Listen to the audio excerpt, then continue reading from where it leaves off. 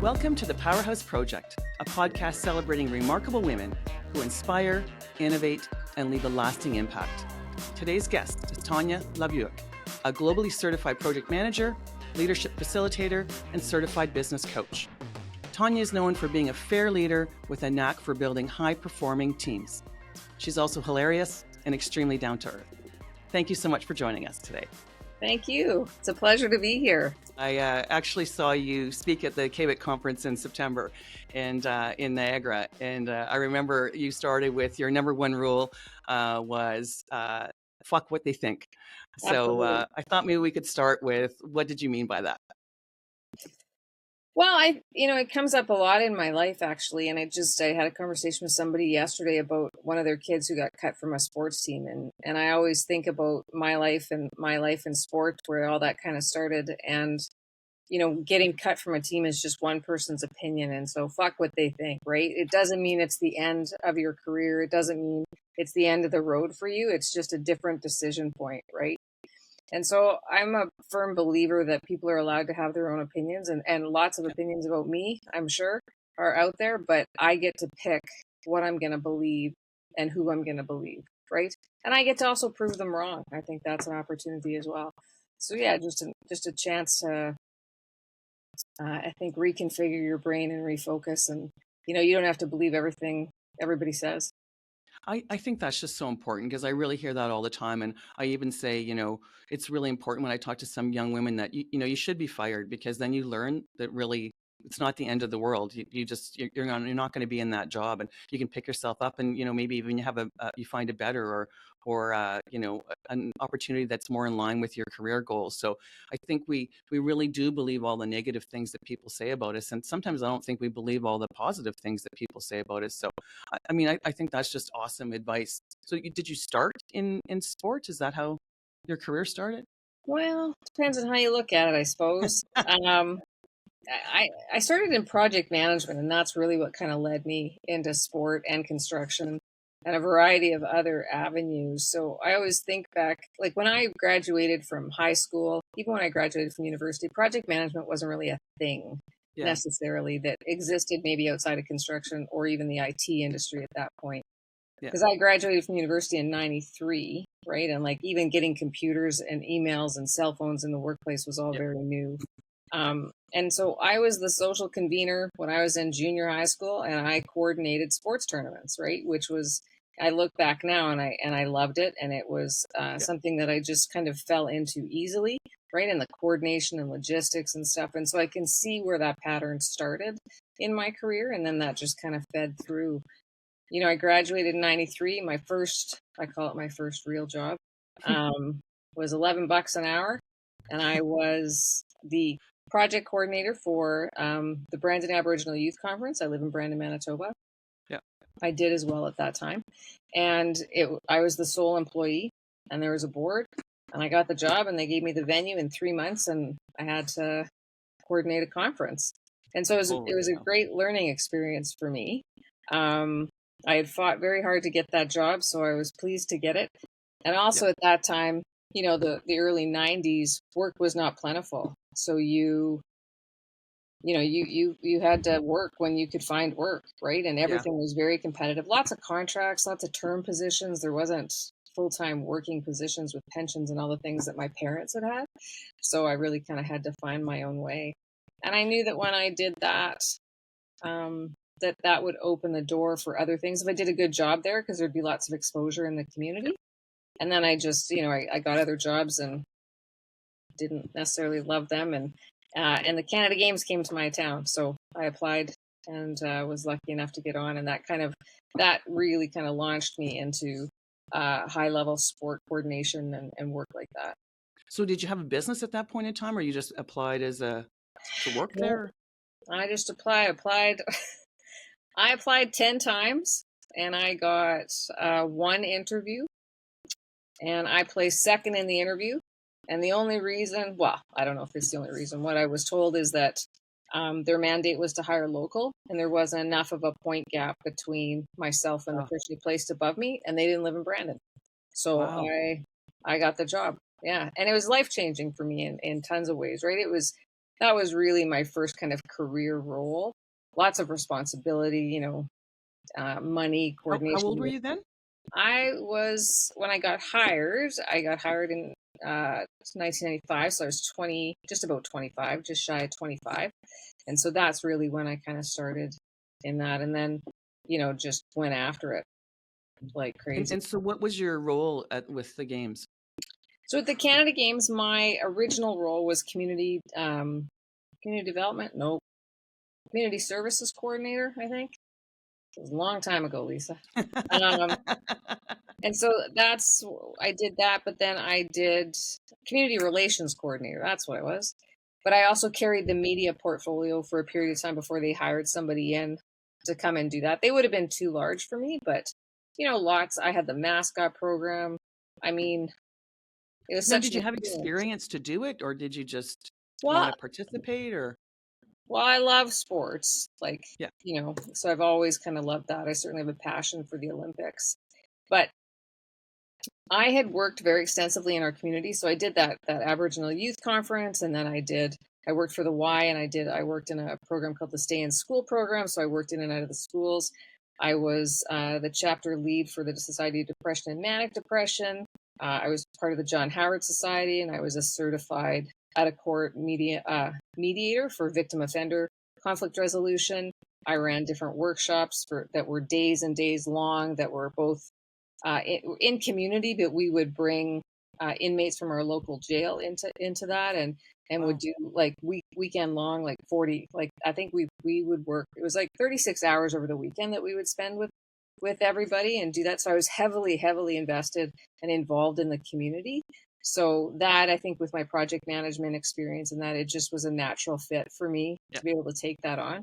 But it was kind of a crazy portfolio in lots of ways. When I look back now, I think it was just kind of, they're like, we don't know where to put that. Let's put that in, that portfolio. Put that in there. Like, I had trademarking, I had mascots, I had the newsletter, I had our official song, which had to be in both languages, Yeah. of which I do not speak French. I'll tell you that right now. But I had singers that did not speak French. So I had to find singers, somebody to coach them in French Yeah. to be able to say it properly and sing it properly. Then I had to find a production studio, and like, where the heck is that? And how do you record a song? Wow. And we made CDs, and I tell you, so there was so much opportunity to learn in that job. It was crazy. That's awesome. Now, did you start your business after that? You know what? I actually didn't start my business. So my consulting business, Lebuick and Co., I started after the Salt Lake 2002 Olympics. Prior to that, I was just an independent. I just got hired on and traveled all over the world and did things. And I did a little bit of work, kind of like as a contractor, so to speak, and did that one-to-one with organizations. But I started to form my business after the Salt Lake Olympics. And then I did a bunch of things trying to convince myself that I could fit into a regular type of job. I tried government jobs. I tried lots of different things, and finally just went, you know what, like, you're Yeah. just, this is not fulfilling for me, and Yeah. probably for the employer as well, right? Not Yeah. super fair on their side either. Yeah. Um, Although I've always tried to do very good work, but I was bored, and I think Yeah. they knew that. And Yeah. lots of times they don't have enough work for folks like me who want to work like that. Yeah. So that's when I kind of started Lebuick and Co. Like, officially was in 2014, like really like named it and got a brand, and got incorporated, and like I decided I was going to do it, so I did it. So now, did you have people that advised you, or did you learn on your own, or how did you just go about saying, okay, this is what I need. I need insurance. I need to incorporate. I need to market myself. The marketing comes pretty naturally to me for what I've done in my history a lot, but certainly the incorporation, the taxation, all those kinds of structural things when it comes to business. I've been blessed with some very, very good people in my life who just said, okay, right, well, so now we're going to do this, and you need to do Yeah. this, and here's the difference, and here's why to do it. And I was very much the decision maker, but I had a really strong group of people around me who would advise me. And I had some really good mentors in the sport arena, that gave really great advice to me.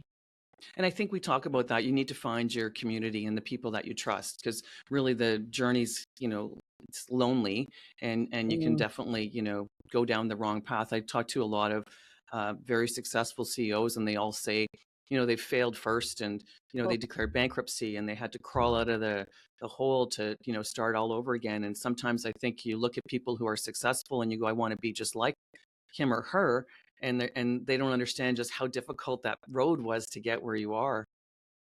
oh, absolutely.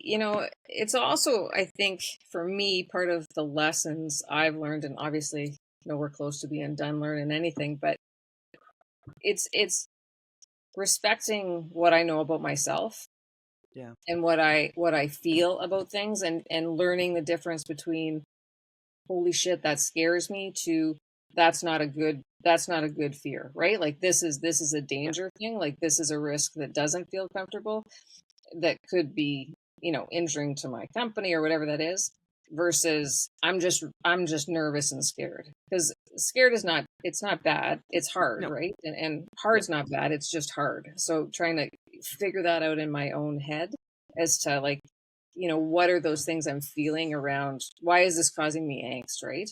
And who are the people that I trust and can talk to, that know me and know me well enough and know my work ethic and my dreams and have seen my career history and things, and can really speak into that and go, okay, let's just reset for a second. What are the things you really want to do? And I think that's fine. And I have, even now today, I have a couple of business partners, different business partners, and equally can offer that out to me as well. So I'm really lucky in that aspect for sure.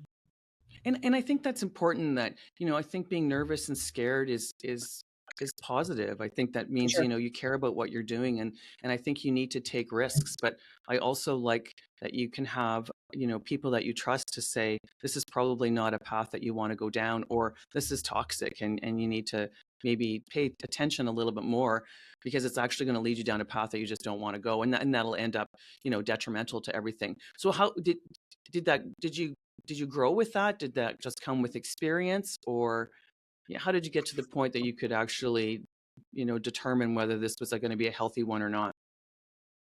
Well, probably trial and error. there's I, there's I been a want the few secret answer. There's been a few hiccups, no question, along the way. Yeah, I think, the biggest mistakes I've made is when I really didn't trust myself to know what I Yeah. wanted or what I wanted to do. And I made decisions based on what I believed other people wanted for Mm, me, or the shoulding, don't should yeah. me, right? Like, you should do this and you should do that. Like, based on things that weren't really honoring who I am as a person, or where I really thought my energy would excel. And so I think as you grow older and you have different experiences and different exposures, you either choose to get real with that or you don't, Yeah. right? And for me, it just became very heavy to stop paying attention to those things within myself. And I don't always ask for advice. Probably I should. Lots of times when I don't, and I'm a bit headstrong, um, have a bit of a wild spirit in lots of ways. I like risk. I Yeah. really like calculated risk that I can Me think too. through. Yeah. Um, but I'm okay to take a chance, right? And think about those things. But I probably wouldn't. Um, like, I own my own consulting business, and then I'm a partner in a couple of other businesses. But I'm not the person that's going to mortgage my house and everything to start a business, right? Like, I have a friend, he's 100% that he'll mortgage everything, Yeah. and he's like, he believes in the idea and away he goes, right? And he's found great success with that. But I'm not that kind of entrepreneur. I don't take those kinds of risks.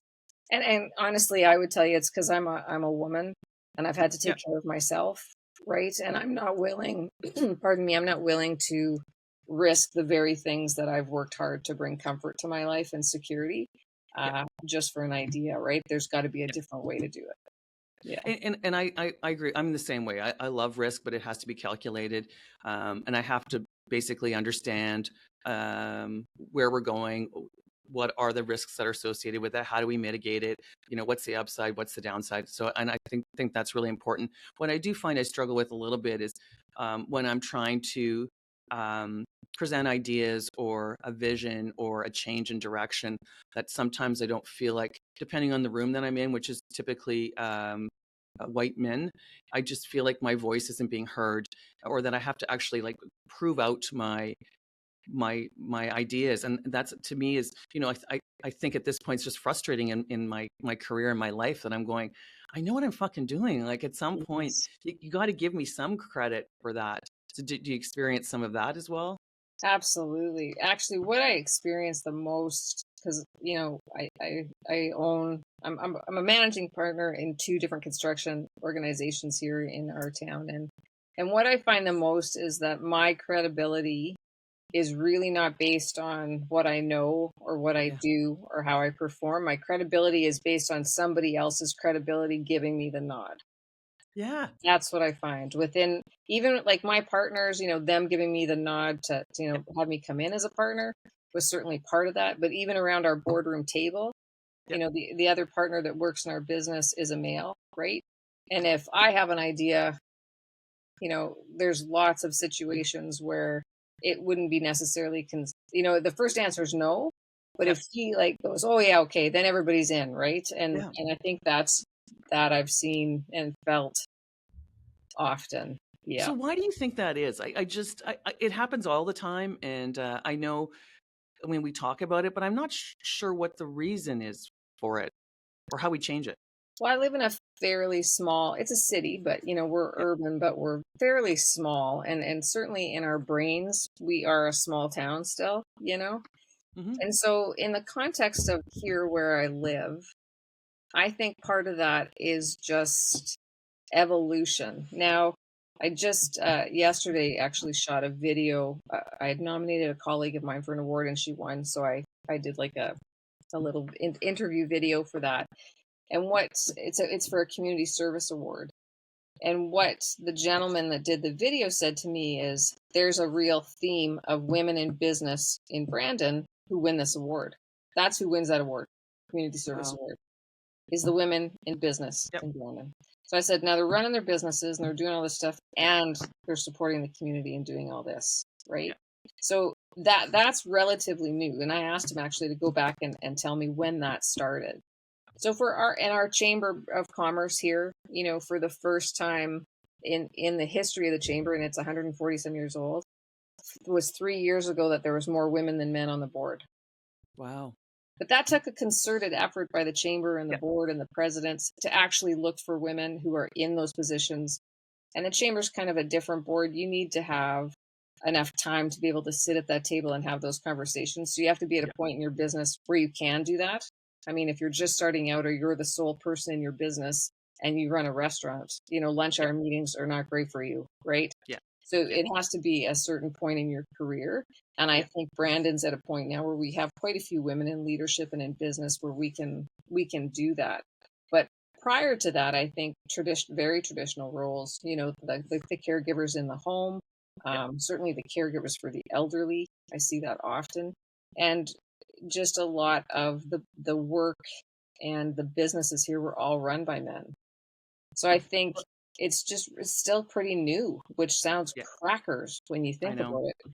But I think Well, it's still pretty new to have a woman's voice at the table. yeah, I 100% agree with you. I know we were talking about women on boards, and they were saying part of the problem is, to attract women to be able to attend some of the meetings, if they're holding them at 8 o'clock in the morning, and you have young kids and you're trying to get them out for school or to daycare, or, you're hosting them in the evenings. I think we need to actually start looking at, if we want to attract women to some of these roles, we just need, and it's not a drastic change. It's just, it didn't matter before, and now I think we actually just have to look at who do we want to attract, because I think it's so important to have a diversified voice at an executive level, at a board level. I think we just bring so much to the table. We just have to change the way that we do things. And it's interesting, I was elected to the Ontario Road Builders Association board, and I think I'm the fourth woman ever to be Oh, on the board, and I was the only woman on the board, and they've just actually elected somebody else, which is awesome. So now I think we're starting to see that change, that, which I'm surprised that at 2024 we're still having this conversation, but I'm starting to feel like we're having the change. But I've had a conversation actually at the KWIC conference of saying that now they feel like not to be offensive, but the white men are going underground because it's not cool now to, to speak out because diversity is the thing. Mhm. So what do you think about that? Well, I have a hard time feeling bad for the white man. I do. I live and work with a great deal of white men, and I have nothing Yeah, against me them, too. and I respect them. And I actually, they're the grandfathers of where I live, right? They've really built the Yep. foundation of this city and the businesses and the culture and all that kind of stuff. So I have great respect for that. But I think what I've learned and what I believe to be true is that you don't know your own privilege, right? And Yeah. I know that because I don't know my own privilege. Same. I'm Yeah. sure there's things that have been easier for me than other people based on a variety of factors that Yeah. I am unaware of. So you don't know your own privilege, and equality feels like oppression to the privileged, right? Very Because good. you're not, Yeah. because they feel like you're taking something away from them. So the balance of that equation is difficult. Yeah. And I see that in running a business and having a staff and stuff, trying to keep, things fair. And people are like, but I earn more money for the business. And I'm like, right, but you can't do your job without these people. So Yeah. that, the, although the value necessarily of the dollar that you bring in, the ability to keep that dollar or whatever that is, that lays on the shoulders of many other people here, right? Yeah. I think it's the what I'm seeing or I mean, I'm not a scientist or any of those things for sure, but um, definitely not a scientist. But um, I think it's the balancing of that, right? It's the balancing of that white men are feeling very oppressed. Yeah. And I think sometimes, we go too far in the other way, right? And you think of a pendulum or whatever, right? Kind of Yeah. we do an overcorrection and then it kind of comes back again. So they might be experiencing some of that. And that might be really real for them, but I'm not a white man, so I Yeah. wouldn't have those front facing feelings necessarily, right? Yeah, and I think it's really important, and that was one of the things I learned. We put all of our employees through Equity 101 training, and that's really where I learned what you just said. Is I came from a place of privilege, and I didn't really understand that. I was a woman in construction, a woman in leadership. Nobody was giving me any respect. My journey was very difficult. People were trying to get me fired. I was like, you Mm, don't know what it's like to be. But then I'm a white woman. My first language is English. I came from a middle class family. Although my father was an immigrant to the country, we lived in Northern Ontario. But then I'm like, oh, look at how privileged I am. And if you take now a black woman in my situation, I have way more advantages than she does. So I agree with you. We don't know what it's like to walk in each other's footsteps. yeah. But I do think it's interesting that because I just heard actually Coors Light has actually disbanded their DEI committee now, and I'm hearing a lot of that about sustainability and yeah, DEI, which is my favorite beer. I'm very Really? sad because I can't drink it anymore. But Gotta do you move over think we're to gin. starting to change now? Do you think that people are looking at DEI now as not a profitable way to do business, that it's a cost center or an overhead? That's a very good question. We're small. We don't have EI departments. I mean, I think if you look at it, you could consider that it's just becoming more ingrained in the culture of Yeah, business and what we do. So you don't need departments like that then, right? Because it is just part of how businesses are run. yeah, that's true. Um, so I think, I mean, maybe, that's the positive aspect of it. Um, I also think it's like anything. It was a bit of a trend. It hit the market. Everybody was having DEIs and this and conferences and calls and, everybody's new positions and you're the CEO of this and you're the this and Yeah, and I think we have a tendency to just jump on all these bandwagons and do these things and go, well, hang on a second. Do we actually need a department? Do we, is this fall into something else? Where does it make good sense? So I think it's just really the evolution of any kind of new ideas, it's just how we manage it, which just seems to be full force, right it's after so true, and I really feel like DEI is a journey. It's not a destination, and I think it's how you implement it into your organization. And I know I talk a lot about it because obviously women in leadership and women in construction and skilled trades is very very important to me. I'm very passionate about it. And I talk a lot about, I hear, oh, I just hire the best person for the job. And I go, I understand that, but you have to also understand that women are not applying for the jobs. And so you wouldn't know that you have the best person for the job if they don't actually ever apply for it. And if you don't have representation, because that's what we're struggling with a little bit in the road construction is we don't have a lot of women field workers. That how do you know now? Where do you go after that? Do you become a foreperson? Do you become a superintendent? Are those available to you? But we are starting to see all women crews now, so I think things are starting to change. I'm hoping. Well, and I think also, again, with the privilege and the biases and the things that come into that, you're probably not taking into, not you, but anybody who's reading resumes and stuff, Hmm. you're not taking into consideration that you're weeding people out based on biases that you have that you're Correct. completely unaware of, Yeah. right? You don't even know that that Yeah. is that, right? And, Yeah. I've heard in the construction industry, well, we can't hire her. She's too pretty. We can't put her in the field. And I don't think that's a sexist remark as much as that is a concern for that female in the field, Yeah. having worked in the field and what they experienced, they're cognizant of what that could do. Yeah. Um, so I think comments like that, which again comes back to how we look instead of what we provide and what I we know. can do. Yeah. So I think there's just a really long road. I also think with DEI that people can, it's like feminism, right? People were like, well, what is that? Yeah. Just women want more things. So I'm like, well, I Yeah. don't think it's quite that simple. Yeah. So I think Yeah. the same thing with DEI. It took off. It had all this heat behind it. But I think probably people don't exactly know what it's supposed to do in an organization. What is it exactly about and what's the benefits that you see from it? So kind of drilling it down a little bit. Well, and they're saying, I read there's a McKinsey report out there that says if you have women on your executive team, you're 20% more profitable than those companies that don't have a woman on Hmm. your executive team. And they're saying now if you don't have a diversified, not necessarily executive team, but senior leadership team, that it's actually more costly. So I think that's interesting. And I say, it's about just having different opinions and different ways that people think. Because if we're all like-minded, and it's the same thing, if we're all, white women sitting in a room making decisions, we're all going to agree with one another. But Mhm. if you put in these different perspectives, it's just things you haven't thought about. And I'm not saying it's right or wrong. I just think it's better to have just different opinions and have people challenge some of your assumptions that you just didn't think. It's like driving the same route to work every single day, and then someone says, "Hey, this is a faster route." And you're like, "Oh, I just didn't know." No, I agree with you. I tell our team all the time, I don't need a team of pitchers. Yeah. That's not going to do me Yeah. any good. It's not Yeah. gonna, if everybody can pitch, that's great, but who's playing the rest of the positions, right? Like, I Yeah. don't need a team of Yeah. pitchers. And I think, I just have had a very blessed career in that working, when I worked for the Olympics, certainly, and even other higher levels events in sport, diversity was just absolutely part of us because there was people from all different countries and Yeah. stuff, so it was just kind of part of the fabric of what we were doing, although depending on the country you're working in, a dominant quantity of those folks, right, which makes sense too. Yeah. But so I think it was never a thing for me in a lot of ways because like everybody, we were just all there to do one thing, and Yeah. everybody worked towards that thing, that event or whatever the thing was that we were doing, right? And so I think I probably not am blind to it, but probably have just accepted things along the way because of it's just what we did, right? Now, Yeah. do you think women have different strengths that they would bring to the leadership circle?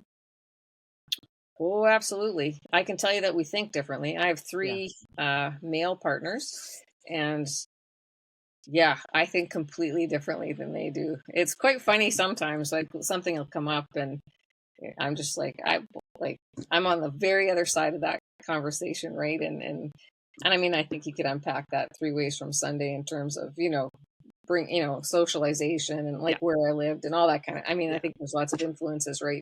But at the end Yeah. of the day, I just think we're wired very differently, and that's not a bad thing. I tend to I'm far more analytical, but that's probably my personality versus my gender. Um, and one of the things I do notice for sure is if we're going to hire somebody, I'm always at a lower salary is where I've started that person, right? In my brain, I go, well, I think this, and they're always like at least 5 to 10 grand higher. Yeah. And what I came to understand with my journey with them is that that's because that's what I would have gotten paid, Yes. right? So Yes. my bias, Yeah.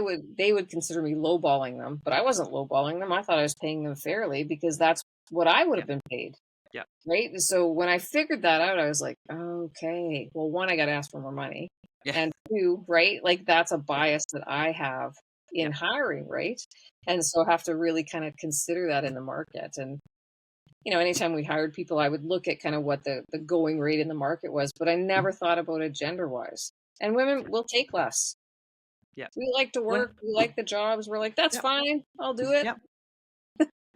Yeah, and that's worldwide. It's a Yep. global, yeah, and they're saying now it's not only um, gender based, but it's because it's also job title. So you're doing the same work Mm. as, like, say, a director, but you still hold a manager title. So you're making the right salary for your job grade, but you're actually doing the job of a director. So it is interesting how we're starting to at least identify some of the inconsistencies and start to change them. Or the other thing is to talk about it like we are and empower women to. I talk to women saying all the time, find out what you're worth. That's what's really, really important. And then go back to your manager and say, hey, for this job, I can make X amount of money. And be willing to walk away Yeah. if they won't give Yeah. it to you. That's the I, hard thing, right? yeah, I know. I Yeah, know. I think we don't ask for more money. Yeah. I think we take what we're given because that is how the world has been set up, right? It's really Yeah. been developed and orchestrated and put together, certainly my world, by white men, right? And Yeah. and so they built it for, like, I don't think for us, Yeah. and so we kind of got grandfathered in some ways and let in the door, and all those things we had to earn and ask for and stuff. Like, I mean, it wasn't even a crime to rape your wife in Canada until like 1986, for heaven's I know. sake, It's just right? Like, crazy. I know. so those things, I think that has just an evolutionary timeline for us Yeah. to really be equal. I mean, if you look at the Middle East, and that, now women can't, they have to be all covered. They can't speak, they can't walk alone on the street, they can't read, they can't write, they can't go to school. So the idea that it can't all be taken away is just a fallacy. So we have Yeah, to I know. continue to have the conversations and continue to have, even be brave enough to have those hard conversations with the people that, were asking for more money or whatever. Like, I've Yeah. been underpaid, I can't tell you how many times, Oh, because I had same. no way of knowing. Like, Yeah. how was I going to know? Yeah. Because they're not I, going to tell and you. this is, and you know what happened to me was when I got a raise, the men that were in similar positions all got the same money as I did, but I had the bigger division. I never understood it. I was like, okay, wait a minute. But I Yeah. still think that this was a VP who started, and actually he got hired at more than what I was making. So I said to him, I thank you every single day because you couldn't make more money because you reported to me. So every time you got a bump, I got a bump. It worked out quite well for me. But it's interesting when you look at that. It makes no, like, it really, none of that makes any sense. And really, I think what's the worst that can happen? They just say no, Yeah. right? Like, Yeah. why not go out there and ask? I'm not sure why. And I talk a big talk now, but I never did ask for more money. So I never did um, either. I'm in the same boat. So I have hopefully the now. younger generation. Yeah, I have now asked for Yeah, more money, right? But yeah, and I think it's a confidence thing. I think it's, we don't believe that our work is worth that. yeah, And I think for me, certainly not knowing the market, like, I had no idea what men would be paid. yeah, Like, I didn't know any, like, how would I know that, right? yeah, And so no metric for me to yeah, use to say, well, you're paying John this, right? And why aren't you paying Tanya this, kind of thing, yeah, just no way of understanding that. yeah, And my market was contractual, right? So it was, yeah, come and go, and but also didn't value the skills that I had gained throughout the time to be able to ask for more. yeah. So yeah, finding good Lucky counsel that. on that too. I Yeah, also think that's why women, we don't complain the same, I know. and we Yeah, take and we do things because we think, well, that's the right thing to do, and that's what I would do in that situation, and that's what I would expect someone to do for me. I yeah, think we do that a lot, but yeah. that's not really how it works Yeah, I know. And sometimes. I think when you apply for a job, I just think I'm going to get paid fairly for the work that I'm doing. I didn't think that I needed to say, hey, you know Yeah. what? I can make this money over here, so why aren't you paying me the same amount of money? So I do. That's what I counsel people. Just find out what you're worth, and those are very easy conversations now, I think, to have. And you can even, if you have an HR department, start there, just saying jobs at this level, doing this kind of work, make this amount of money. So I think So where do it's a you way. go to find out that amount? Like, where would you go? Would you go to salary surveys? Would you? For me personally, I tell people just go onto Indeed. Just look at what they now legally you have to post job grades. Well, that's everywhere now. But I've always told them just get your resume together, apply for a job, get an interview, and then that's all the information you need. The other thing that it does for you is I think it gives you that confidence that you're marketable, because there's nothing worse than being in a situation where, you know, you can, I always say, anybody in my organization, you're going to know that you're going to be fired because we should have had multiple conversations up until that point. You can tell. And I liked what you said earlier is, you know, you want to work in an organization or with people that, you know, support your core values. And if it's sometimes there's a change in leadership, you don't like the direction, I'd say, hey, then, you know, this isn't the place to work. We shouldn't have to get to the point that we're saying, you know, that you're blindsided, that you think that you're doing a good job, and we don't think that you're doing a good job. That shocks me that we have those kinds of conversations. You should know that things are not going well. Well, I think, I agree with you. I think you should know, and I think your lack of knowing is maybe your lack of ability to be honest with yourself. Yeah. Right. And sometimes you have to have those hard conversations. I don't think there's anything wrong with that. It isn't. It doesn't make them any easier. But again, hard's not bad. It's just hard, right? So we have to separate what that is. You know, it's hard isn't necessarily bad. It's just hard. I agree. I'm gonna use that actually. We always like to end our podcast with the same question: is what advice would you give your younger self? That's a great question.